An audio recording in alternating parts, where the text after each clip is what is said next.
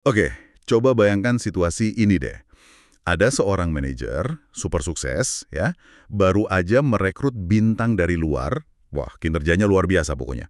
Hmm, Terus, manajer ini, dia promosiin analis internal terbaiknya buat jadi wakil dia.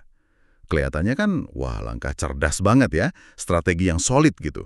iya, di atas kertas kayaknya bagus ya. Tapi, nggak lama kemudian, promosi itu malah jadi, gimana ya, berantakan total.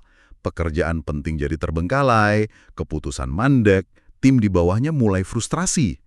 Nah, pertanyaannya, apa sih yang sebenarnya terjadi? Dan siapa nih yang harus tanggung jawab buat kekacauan ini? Hari ini kita bakal menyelami sebuah kasus klasik nih dari buku legendaris Peter F. Drucker, Management Cases. Fokus kita kali ini itu kasus nomor 31, yang sering disebut promosi yang gagal. Ini bukan cuma cerita biasa ya, tapi pelajaran mendalam banget soal manajemen sumber daya manusia. Betul sekali. Sumber kita ini kan studi kasus nyata dari dunia perbankan investasi yang kompetitif banget. Kasus ini benar-benar ngulitin kompleksitas di balik keputusan personel, terutama ya soal promosi ke jenjang kepemimpinan. Kita nanti akan menelaah hubungan dan dinamika antara si manajer yang promosionin, namanya Frank McQueen, terus karyawan yang dipromosiin, Stanley Novak, dan perspektif krusial dari pimpinan puncak perusahaan mereka. Sip. Jadi misi kita dalam pembahasan kali ini, ya membedah kasus ini lapis demi lapis lah. Kita pengen paham akal penyebabnya. Kenapa sih promosi yang kelihatannya menjanjikan banget bisa gagal total gitu? Terus di mana sebenarnya letak tanggung jawab manajemen dalam situasi kayak gini? Dan yang paling penting, pelajaran apa nih yang bisa Anda sebagai pendengar petik dari sini? Mungkin Anda pernah ngalamin atau ngelihat situasi mirip di kerjaan Anda. Yuk, kita mulai kupas tuntas kasus ini. Oke, jadi ceritanya ini berlatar di firma perbankan investasi ternama di New York, ya, sekitar pertengahan tahun 60-an. Firma ini punya ambisi gede, pengen banget memperkuat divisi bisnis internasional mereka secara signifikan.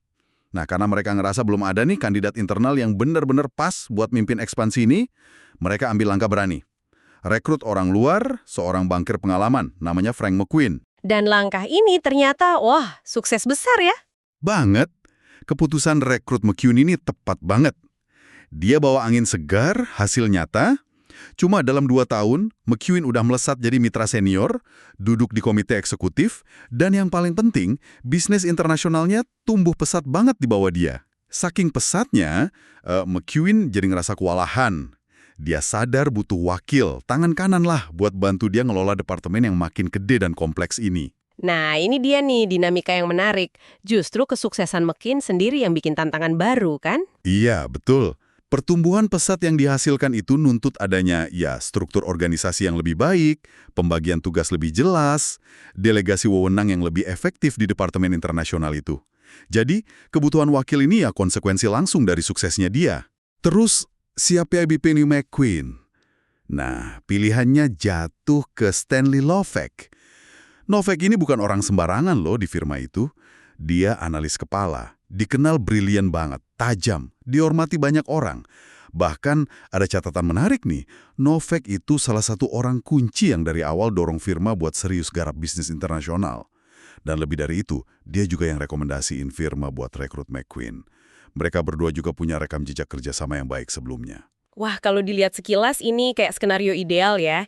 Analis bintang, paham banget bisnisnya, hubungan baik sama bos baru, malah ikut andil rekrut si bos lagi. Kayaknya semua kotak udah kecontreng nih. Tepat. Di atas kertas, Novak kelihatan kayak pilihan yang nyaris sempurna lah.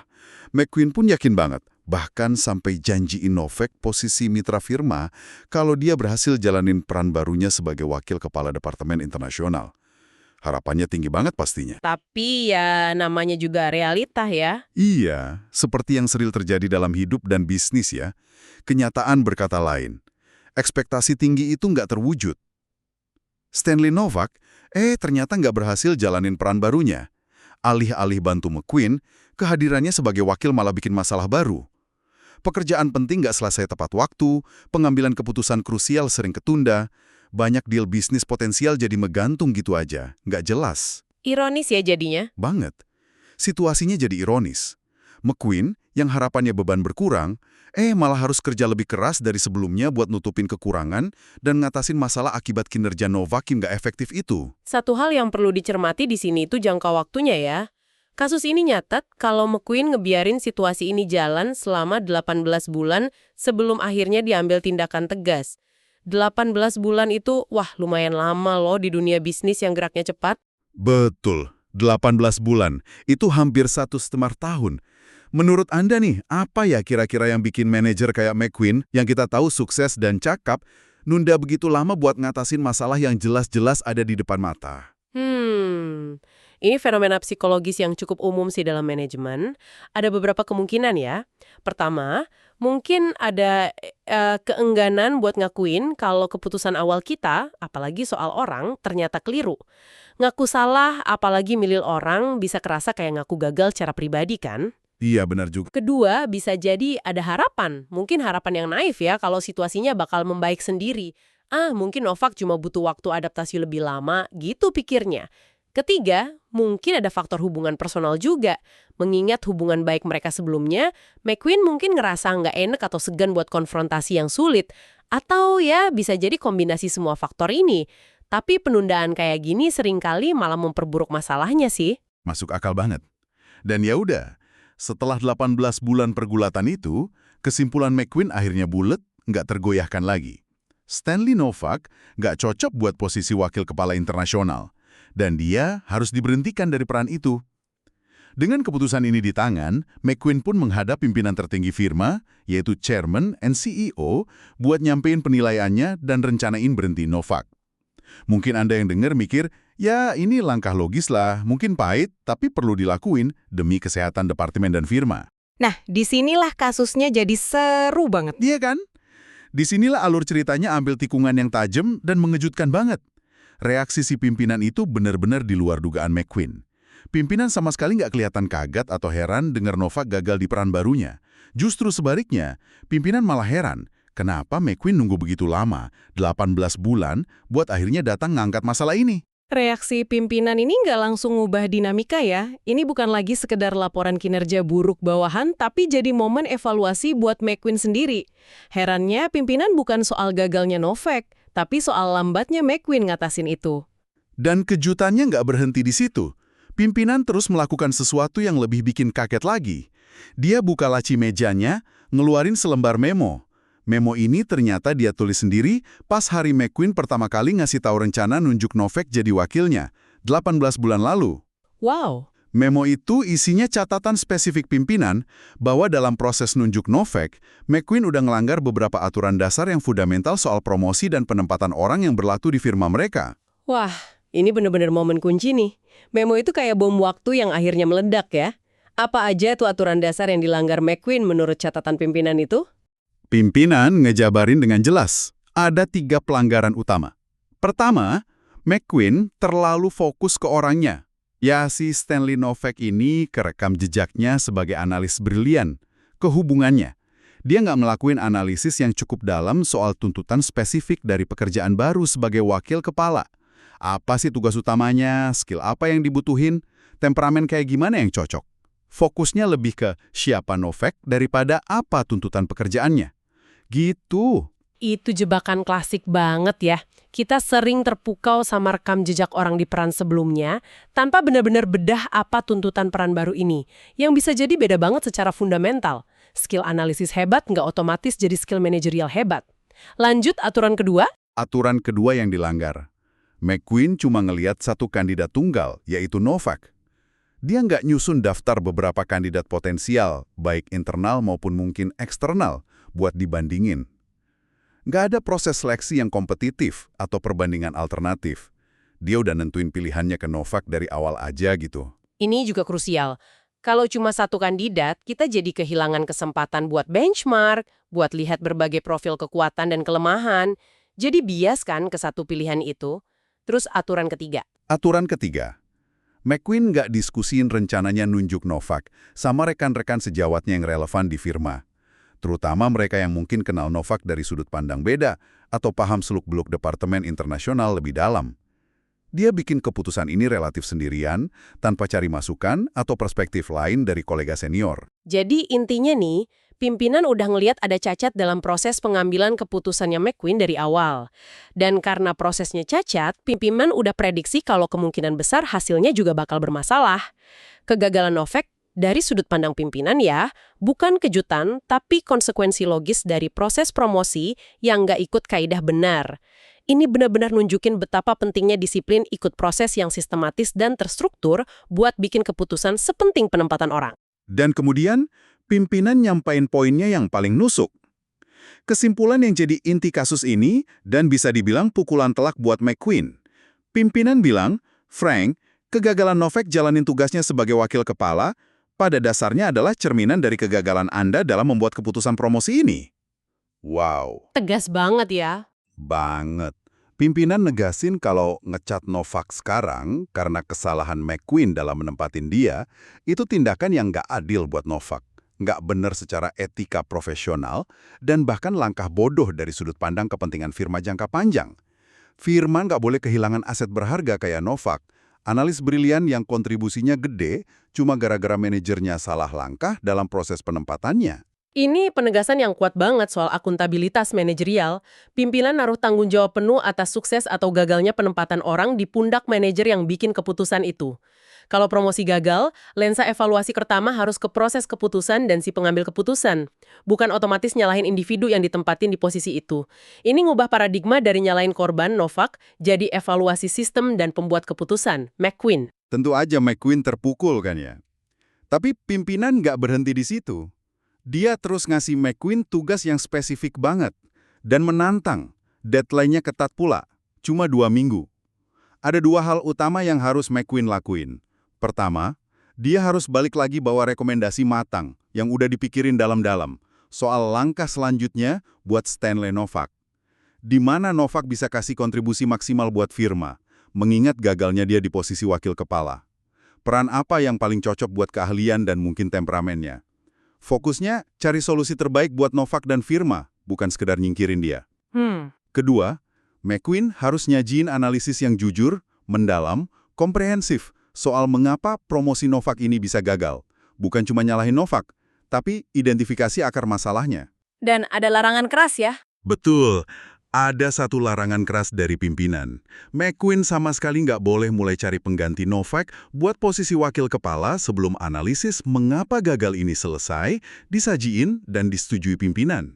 Ini langkah yang bijak banget sih dari pimpinan. Dia maksa McQueen buat berhenti sejenak, refleksi mendalam dan belajar dari kesalahan ini sebelum buru-buru ngulang siklus yang sama dengan cari orang baru. Analisis akar masalah jadi syarat mutlak. Dan menariknya, pimpinan nggak ngebiarin McQueen meraba-raba gitu aja. Pimpinan ngasih kerangka berpikir dengan nyodorin 3 kemungkinan utama penyebab kegagalan yang harus dieksplorasi serius sama McQueen dalam analisisnya. Benar, 3 kemungkinan nih benar-benar buka cakrawala analisis yang jauh lebih luas. Kita bedah satu-satu yuk. Kemungkinan pertama yang harus diinvestigasi McQueen adalah kegagalan McQueen sendiri sebagai manajer. Apakah McQueen gagal ngasih bimbingan, ya mentoring atau coaching lah, yang cukup ke Novak di peran barunya? Apa dia gagal definisiin dengan jelas ekspektasi, tanggung jawab, batasan wewenang dari peran baru sebagai wakil kepala, yang jelas beda banget dari peran analis kepala? Atau mungkin malah dibiarin aja? Itu kemungkinan lain. Apa McQueen secara nggak sadar atau sadar justru ngebiarin Novak terus ngelakuin apa yang udah biasa dan nyaman dia lakuin? Ya, analisis mendalam, nyusun laporan, bukannya dorong dan bimbing dia buat masuk ke ranah pengambilan keputusan manajerial yang lebih kompleks dan seringkali ambigu. Pimpinan bahkan secara spesifik ngingetin McQueen gimana dia sendiri dulu dibimbing intensif sama senior pas pertama gabung. Apa McQueen melakukan hal yang sama buat Novak? Ini kemungkinan yang sangat mungkin terjadi loh. Seringkali manajer asumsi aja kalau orang yang dipromosiin bakal otomatis ngerti tuntutan peran baru. Padahal transisi dari peran individual contributor atau spesialis ke manajerial itu salah satu lompatan tersulit dalam karir. Kurangnya definisi peran yang jelas, ekspektasi kabur, bimbingan aktif dari atasan. Wah, itu bisa jadi resep kegagalan, nggak peduli seberapa brilian orangnya. Kalau ini penyebabnya, ya tanggung jawab utama jelas di McQueen. Implikasinya, McQueen perlu ubah gaya manajemen dan cara dia bimbing timnya. Oke, kemungkinan kedua yang diajuin pimpinan buat dieksplorasi, Temperamen Novak yang nggak cocok.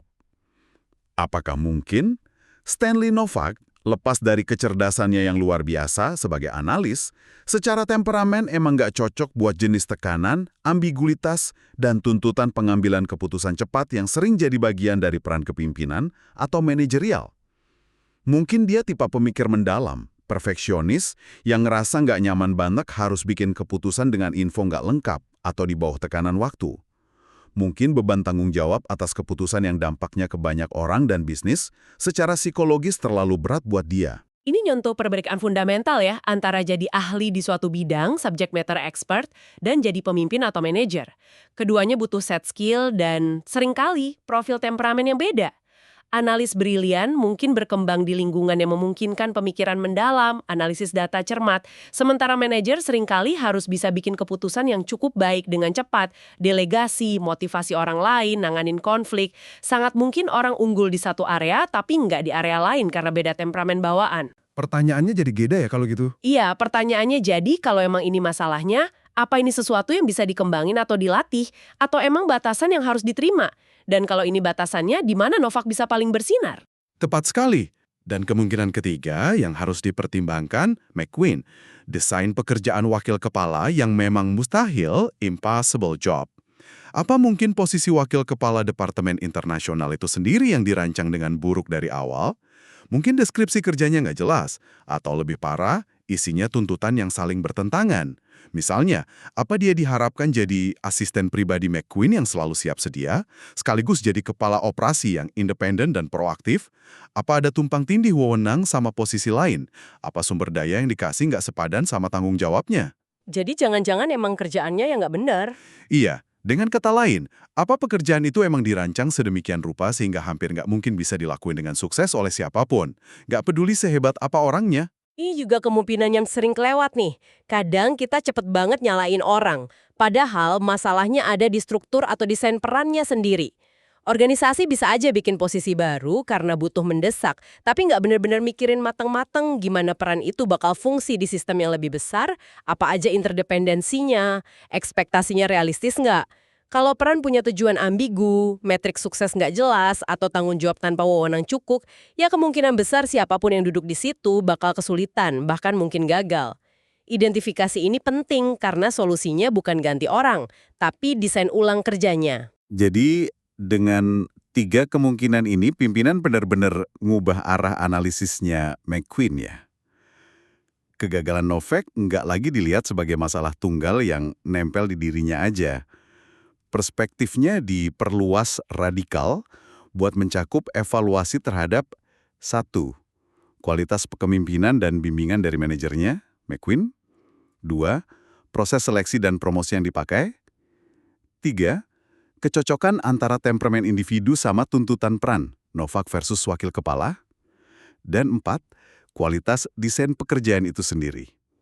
Ini jadi analisis sistem yang jauh lebih kompleks dan mendalam. Dan dari sinilah kita bisa narik banyak pelajaran berharga ya, yang relevan nggak cuma buat manajer, tapi buat siapa aja yang kerja dalam organisasi. Pelajaran ini sebenarnya udah tersirat di obrolan kita tadi. Pertama, krusialnya punya proses yang terstruktur, disiplin, dan berbasis data dalam bikin keputusan personel, terutama promosi. Jangan cuma andelin intuisi atau terpaku sama kinerja masa lalu di peran yang beda. Analisis tuntutan pekerjaan baru secara detail, pertimbangan beberapa kandidat, libatkan perspektif lain, itu penting banget. Dan tanggung jawab manajer yang nggak bisa dielak ya? Penempatan orang. Suksesnya tim itu sukses manajer, tapi gagalnya penempatan juga tanggung jawab manajer. Nggak bisa lempar batu sembunyi tangan. Manajer harus punya prosesnya. Ketiga, pas kegagalan terjadi, reaksi pertama harusnya bukan nyalain atau nyingkirin orangnya, tapi lakuin analisis akar masalah yang jujur dan mendalam. Kayak yang diminta pimpinan, cari tahu dulu kenapa ini terjadi. Dan bedanya peran spesialis sama manajer? Ya, pelajaran keempat, sadari dan hargai perbedaan fundamental antara peran spesialis analis dan peran manajer pemimpin. Hebat di satu bidang nggak otomatis sukses di bidang lain. Penilaian buat promosi ke manajerial harus fokus ke potensi kepemimpinan dan kesesuaian temperamen, bukan cuma skill teknis. Kelima, dan ini nyambung ke kemungkinan pertama tadi, pentingnya definisiin ekspektasi peran baru secara eksplisit dan kasih bimbingan serta dukungan yang cukup. terutama pas masa transisi awal yang kritis. Jangan biarin orang yang baru dipromosiin berenang atau tenggelam sendirian. Sekarang nih, coba Anda luangkan waktu sejenak buat refleksiin ini ke pengalaman Anda sendiri. Pernah nggak Anda lihat atau mungkin ngalamin langsung situasi promosi yang nggak jalan semulus harapan? Gimana situasi itu ditangani sama manajemen di tempat Anda? Apa ada upaya buat lakuin analisis mendalam kayak yang dituntut pimpinan di kasus Drucker ini? Atau pendekatannya cenderung lebih reaktif misalnya? Langsung cari pengganti atau mindahin orangnya tanpa benar-benar paham akar masalahnya? Pelajaran dari kasus klasik puluhan tahun ini ternyata masih relevan banget ya. Jadi apa makna semua ini buat cara Anda mandang promosi dan manajemen talenta di sekitar Anda? Jadi kita udah kupas tuntas ya kasus nomor 31 dari Peter Drucker, promosi yang gagal. Kita udah lihat gimana keputusan yang di permukaan kayaknya logik banget promosiin analis bintang, bisa berakhir dengan kekecewaan dan masalah. Dan yang lebih penting, kita lihat gimana seorang pimpinan yang bijak meresponsnya. Bukan dengan cari kambing hitam, tapi dengan nekenin prinsip tanggung jawab manajerial dan nuntut adanya analisis mendalam terhadap akar penyebab kegagalan sebelum ambil langkah selanjutnya. Poin kuncinya memang pergeseran fokus ya. Tanggung jawab utama atas kegagalan ini ditaruh di si pembuat keputusan, yaitu McQueen, karena prosesnya yang cacat. Dan solusi pertama bukan nyingkirin Novak, tapi pahami mengapa kegagalan ini terjadi. Analisis mendalam terhadap 3 kemungkinan tadi, kegagalan manajer, ketidakcocokan temperamen, atau desain kerjaan yang buruk jadi langkah krusial buat pembelajaran organisasi dan buat nentuin langkah terbaik ke depan baik buat Novak maupun buat posisi wakil kepala itu sendiri. Nah, sebagai pemikiran penutup nih buat Anda bawa pulang dari pembahasan kita kali ini, mari kita renungin bareng. Dalam praktek nyapa di organisasi tempat kita kerja atau yang kita amati, seberapa sering sih kita benar-benar lihat ada proses analisis mendalam kayak gini pas promosi atau penempatan gagal? Atau apakah kecenderungan umum emang lebih sering buat katakanlah diam-diam ganti orangnya, terus berharap orang baru bakal secara ajaib bawa hasil beda, tanpa benar-benar investasi waktu buat belajar dari kesalahan sebelumnya. Apa kira-kira dampak jangka panjang buat organisasi kalau mereka terus-terusan lewatin kesempatan berharga buat belajar dan perbaiki sistem mereka dari kegagalan-kegagalan kayak gini? Pertanyaan yang menarik dan penting ya buat Anda renungkan lebih lanjut. Semoga pembahasan kita kali ini ngasih perspektif baru buat Anda. Terima kasih sudah menyimak, sampai jumpa di kesempatan berikutnya.